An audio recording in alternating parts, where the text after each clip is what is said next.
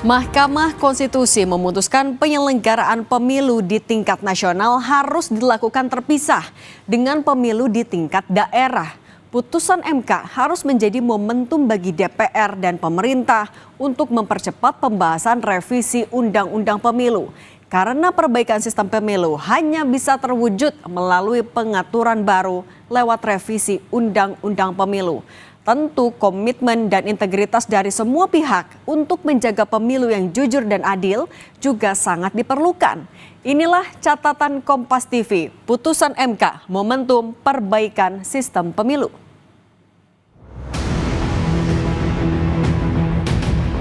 Yang dilaksanakan dalam waktu paling singkat 2 tahun atau paling lama 2 tahun 6 bulan sejak pelantikan anggota Dewan Perwakilan Rakyat. Konsekuensi secara teknis apa saja dari putusan MK tadi? Pelaksanaan tahapannya sangat berhimpitan, itu bagaimanapun mau tidak mau berdampak terhadap beban yang bersamaan dalam satu waktu. Penataan jadwal pemilu ini akan berdampak sangat signifikan terhadap manajemen pemilu ya. Mahkamah Konstitusi memutuskan penyelenggaraan pemilu tingkat nasional dilakukan terpisah dengan pemilu tingkat daerah atau kota. Salah satu pertimbangan Hakim MK adalah rentang waktu yang sangat berdekatan. Pemilihan dilaksanakan secara serentak di seluruh wilayah Negara Kesatuan Republik Indonesia untuk memilih anggota Dewan Perwakilan Rakyat Daerah Provinsi, anggota Dewan Perwakilan Rakyat Daerah Kabupaten Kota, dan gubernur atau wakil gubernur, bupati atau wakil bupati, dan wali kota atau wakil wali kota yang dilaksanakan dalam waktu paling singkat 2 tahun atau paling lama 2 tahun 6 bulan sejak pelantikan anggota Dewan Perwakilan Rakyat dan anggota Dewan Perwakilan Daerah atau sejak pelantikan Presiden atau Wakil Presiden. 6. Menolak permohonan pemohon untuk selain dan selebihnya. Menanggapi keputusan MK, Ketua KPU Muhammad Afifuddin menyatakan jeda antara pesta demokrasi nasional dan daerah dinilai dapat mempermudah distribusi beban kerja penyelenggara. Durasi jeda lebih panjang, sebagaimana sering kita sampaikan, banyak pihak juga menyampaikan, akan mungkin beban itu tidak terjadi di waktu yang sama. Jadi bebannya terdistribusi di waktu yang berbeda, apalagi pilihannya itu kan 2,5 tahun. Putusan MK yang bersifat mengikat membuat Kemendagri perlu menyusun simulasi konsekuensi penyelenggaraan hingga pendanaan pemilu. Pemisahan antara pemilu nasional dan pemilu lokal kami pelajari menjadi salah satu opsi dari masukan-masukan tersebut. Namun tentunya kan harus sinkron dengan desain keseluruhan sistem pemilu.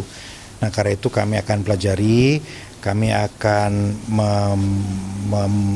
menyusun satu simulasi kira-kira konsekuensi secara teknis apa saja dari putusan MK tadi. Perludem pun menyoroti kualitas penyelenggaraan pemilu yang menurun jika pemilu nasional dan lokal dilakukan serentak. Dengan putusan MK akan berdampak pada manajemen pemilu. Tentu saja penataan jadwal pemilu ini akan berdampak sangat signifikan terhadap manajemen pemilu ya. Itu memang sudah kita hitung betul. Dan dari dampak itu sebetulnya kita juga mesti berpikir bagaimana menyederhanakan dan meringkaskan tahapan pemilu agar tidak terlalu panjang, tetap manageable, dan tetap akuntabel. Putusan Hakim MK ini merupakan bagian dari amar putusan Hakim untuk putusan nomor 135-PUU-12-2024 yang diajukan Perludem. Jeda waktu pelaksanaan pemilu nasional dan pemilu daerah atau lokal diberikan selama 2 tahun atau paling lama 2,5 tahun. Tim Liputan Kompas TV. Mahkamah Konstitusi memutuskan penyelenggaraan pemilu di tingkat nasional harus dilakukan terpisah dengan pemilu di tingkat daerah. MK menyebut putusan ini bertujuan untuk meningkatkan kualitas pemilu dan memberikan kemudahan bagi para pemilih dalam melaksanakan hak pilihnya. Putusan MK nomor 135 tahun 2024 ini akan mulai berlaku sejak pemilu tahun 2029 mendatang, yakni pemilu nasional yang memilih anggota DPR DPD, Presiden dan Wakil Presiden akan berlangsung lebih dulu.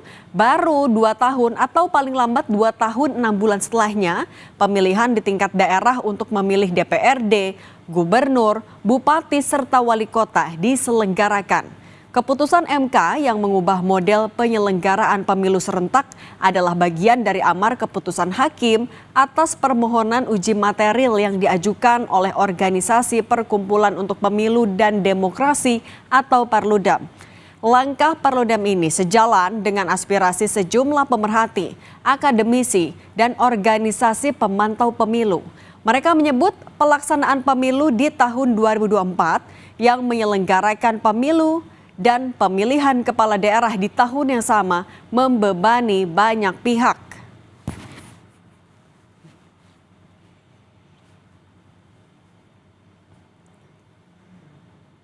KPU sebagai penyelenggara mengakui kewalahan dalam melaksanakan teknis tahapan pemilu. Begitu pula pemilih yang terpecah konsentrasinya untuk memilih calon dari daftar nama yang terlampau banyak. Sementara waktu yang tersedia untuk mencoblos di TPS terbatas. Bagi peserta pemilu, pendeknya jeda waktu pelaksanaan pemilu dan pilkada membuat partai politik menjadi tidak berdaya menghadapi realitas politik dan kepentingan politik praktis. Akibatnya, partai politik terjebak kepada pragmatisme dan politik transaksional dengan merekrut calon berbasis popularitas demi kepentingan elektoral.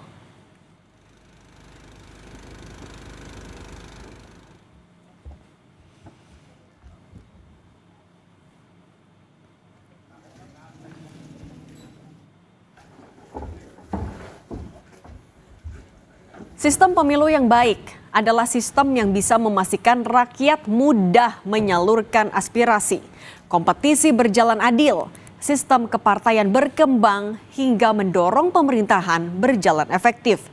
Sehingga penyempurnaan sistem pemilu adalah keputusan kelembagaan yang penting di negara demokrasi. Putusan MK adalah putusan yang penting bagi perbaikan sistem pemilu kita. Melalui pemisahan pelaksanaan pemilu nasional dan daerah, baik penyelenggara, peserta hingga pemilih diharapkan bisa menjalankan peran masing-masing secara optimal sehingga bisa meningkatkan kualitas pemilu kita. Putusan MK juga harus menjadi momentum bagi DPR dan pemerintah untuk mempercepat pembahasan revisi Undang-Undang Pemilu. Karena perbaikan sistem pemilu hanya bisa terwujud melalui pengaturan baru lewat revisi Undang-Undang Pemilu. Namun begitu, peraturan dan tata laksana yang baik hanyalah sarana saja. Lebih penting dan di atas itu semua, komitmen dan integritas dari semua pihak untuk menjaga pemilu yang jujur dan adil sangat diperlukan. Tidak boleh lagi ada rekayasa peraturan dan intervensi kekuasaan.